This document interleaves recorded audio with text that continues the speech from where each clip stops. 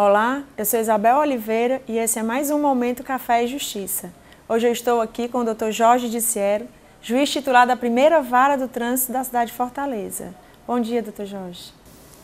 Olá a todos os telespectadores, obrigado pela oportunidade. É uma satisfação participar desse projeto do Café e Justiça, do qual já tive a oportunidade de contribuir com alguns artigos e agora vejo o empreendimento crescendo e se tornando um veículo de comunicação mais amplo.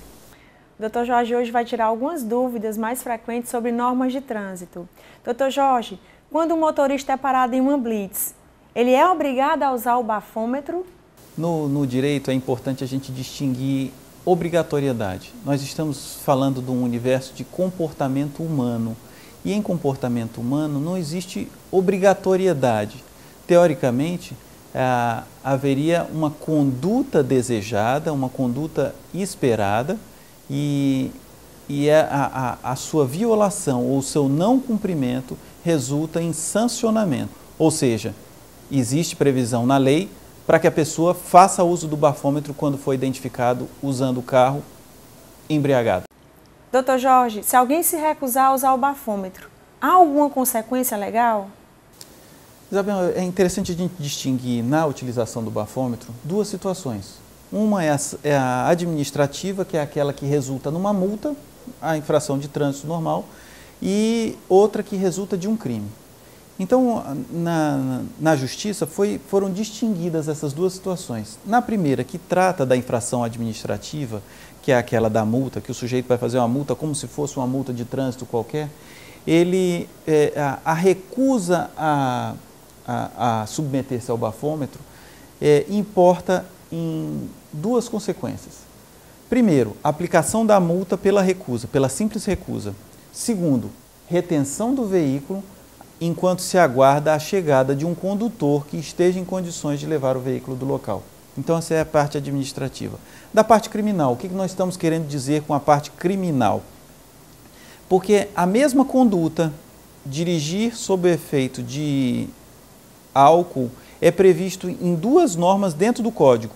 Uma tem apenas consequência administrativa, que é a multa de trânsito que eu me referi, e a outra tem a consequência penal, que consiste numa pena privativa de liberdade, ou seja, o sujeito pode ser preso. Para ser preso, ou seja, quando nós estamos falando da sanção penal, para ser preso, há necessidade dele apresentar um índice de alcoolemia. A alcoolemia é a quantidade de álcool presente no sangue. Há necessidade dele apresentar, no mínimo, 0,6 decigramas de álcool por litro de sangue, ou fazendo a conversão para o pulmão, é necessário 0,3 miligramas por litro de ar expelido pelos pulmões. Então, os tribunais têm se debatido porque na redação anterior, a redação original do Código de Trânsito, previa que bastaria o condutor do veículo apresentar-se demonstrando estar sob a influência de álcool. E agora, a modificação que aconteceu em 2006, há a exigência de superação desses índices que eu me reportei. Então, se há necessidade de superação dos índices, haveria, teoricamente, a necessidade de medi-los. Mas, na verdade, a modificação da lei, e isso não é uma corrente ainda consolidada nos tribunais, quando houve essa modificação, era apenas com o intuito de se demonstrar que não mais haveria necessidade nem mesmo de apresentar aparência de estar sob efeito de álcool, nem mesmo de causar perigo às pessoas que estão ao seu redor, estão ao redor do condutor que dirige um veículo sob essas condições. Ou seja, na redação anterior, a lei previa que somente incorreria no crime aquele que estivesse sob influência de álcool e causasse perigo de dano. A tentativa de agravar a situação do condutor alcoolizado fez com que se excluísse esses dois elementos. Não precisaria mais apresentar indicativos de alcoolemia, que estava sob efeito de álcool, nem mesmo que colocaria em risco as pessoas que estavam ao redor. Ou seja, não precisava mais demonstrar que o sujeito estava andando em zigue-zague, que ele estava andando na contramão ou que ele estava subindo calçada. Bastaria apenas a indicação da superação dos índices de alcoolemia. Doutor Jorge, além do uso do bafômetro, existe alguma outra forma de provar que o motorista ingeriu bebida alcoólica? Novamente, vamos para aquelas distinções, a infração administrativa e a infração penal. Na infração administrativa, o sujeito que se recusa ao exame do bafômetro, e aí é bom também a gente distinguir a nomenclatura. Bafômetro, teoricamente, seria algo que mede o bafo, não é essa a intenção do bafômetro, ele quer medir o álcool, a quantidade de álcool que é expelida dos pulmões do condutor. Portanto, o nome mais adequado seria etilômetro, mas nós vamos continuar utilizando o bafômetro aqui só por efeito da consagração que o nome popular alcançou. Então, na esfera administrativa, não haveria necessidade de outro mecanismo, já que o etilômetro seria o mais adequado e estaria à disposição. A simples recusa traria as mesmas consequências do sujeito que foi identificado, flagrado, com um índice não autorizado. No aspecto criminal, quando a gente fala em crime, nós estamos pensando o que é necessário para a condenação. Porque a caracterização do crime, basta o sujeito estar acima dos índices permitidos. Então haveria aí, uma coisa é ele já estar praticando o crime, outra coisa é ele ser condenado na justiça. Então as formas de caracterização do crime para efeito de condenação são três. Nós temos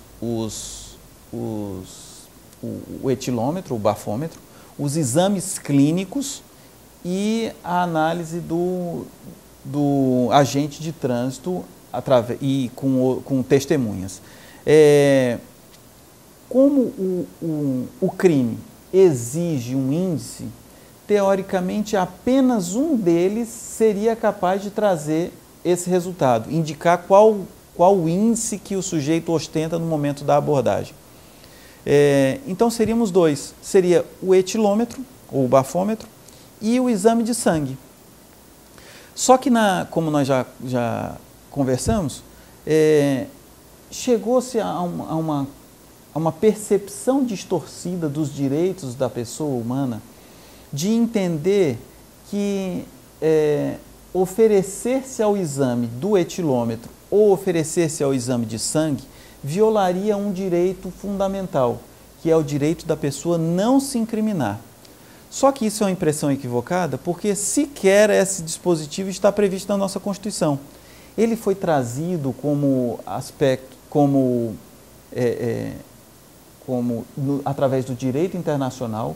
O Brasil é signatário da Convenção Americana de Direitos Humanos, que no artigo 8º traz a previsão da não autoincriminação, mas na forma em que o sujeito não é obrigado a denunciar o próprio crime que comete. Então, entre recusar-se a declarar a prática de um crime até recusar-se a submeter-se a um exame, é uma distância muito grande. E eu quero crer que esse distanciamento, esse hiato entre a concepção teórica do Tratado Internacional, da Convenção Internacional e o que se vem aplicando, é porque a gente não consegue se reconhecer na lei. A gente não consegue reconhecer que a lei é realmente um instrumento efetivo para assegurar a melhor forma de condução do trânsito. Então, como a norma de trânsito pretende assegurar a fluência do trânsito, que o trânsito ocorra em paz, a gente precisa identificar que a norma realmente atinge a finalidade dela. Quando se colocou um índice muito baixo para ser identificado como crime, e aí foi quase que um choque, a lei inclusive chegou a ser chamada de lei seca, numa analogia àquele episódio que aconteceu nos Estados Unidos, né, que era muito radical, o período lá do pré-crise de 30, em que havia uma certa caça às bruxas. Então foi mais ou menos isso que a população começou a identificar, essa mudança na legislação do trânsito. Então houve uma resistência e os tribunais não foram surdos a essa mobilização social. Eles também começaram a resistir à ideia de que qualquer outro indicativo de embriaguez pudesse levar à condenação.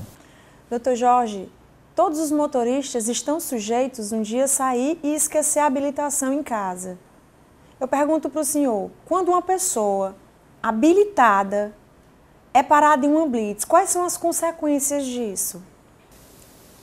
Existem alguns documentos que são de porte obrigatório. O código estipula quais são elas. Uma delas é a habilitação, a outra é o documento de licenciamento do veículo. Então, a consequência por não estar com qualquer documento de porte obrigatório, seja ele habilitação ou licenciamento, obriga a retenção do veículo até que o documento seja apresentado, ou no caso da habilitação, até que uma outra pessoa habilitada possa se apresentar e levar o veículo de volta. Mas a aplicação de alguma multa só pelo simples fato de naquele momento estar dirigindo sem a habilitação? Sim, a penalidade, a multa e pontuação na carteira também. Doutor Jorge, para terminar, uma última pergunta. É possível aplicar a transação penal nos crimes de trânsito? Todos os crimes cuja pena máxima é inferior a 2 anos, cabe a aplicação dos institutos da Lei do Juizado Especial. Entre elas, nós temos a transação, a composição civil, mas mais especificamente na transação penal, que foi o que você perguntou, que é aquela que normalmente as pessoas associam a uma prestação de serviço à comunidade ou ao pagamento de uma cesta básica, que é como acabou sendo convencionada a transação. Então, cabe sim nas lesões corporais, porque a pena é inferior a esses 2 anos, cabe transação penal. Quando é que não vai caber? Exatamente quando o sujeito foi identificado sob efeito de substância entorpecente ou sob efeito de álcool. Há também outras hipóteses que afastam a possibilidade de transação na lesão corporal. O condutor está com velocidade 50 km por hora acima da velocidade máxima permitida para o trecho, estar praticando racha ou, como já disse, estar sob efeito de álcool. Doutor Jorge, muito obrigado pelos esclarecimentos. Tá? Contamos hoje com a presença do doutor Jorge de Siero, juiz titular da única vara de trânsito da comarca de Fortaleza. Obrigado também pela oportunidade. Espero que tenha sido proveitoso.